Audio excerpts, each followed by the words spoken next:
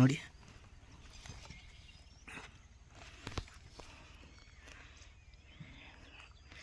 Total 25,000 ಅಂತೆ ನಾರು. ಇವ್ರು ಬಂದು ಅವ್ರ ತಮ್ಮ. 25,000.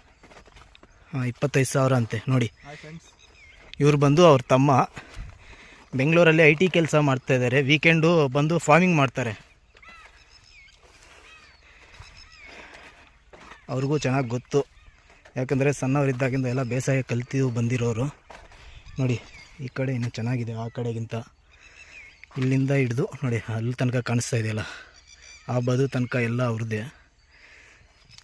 ಅಲ್ಲಿ ವೈಟ್ ಪ್ಲೇಸ್ ಇದೆ, ಬಿಳಿ ನೊಣಗಳ ಅವಳಿನೂ ಸ್ವಲ್ಪ ಇದೆ, ಆದರೂ ಪರವಾಗಿಲ್ಲ, ಸಗತ್ತಾಗೆ ಇದೆ. ಏನಿಲ್ಲ ಅಂದರೂ ಇದುವರೆಗೂ ಒಂದು 40,000 ಖರ್ಚು ಬಂದಿರ್ತದೆ ನೋಡಿ.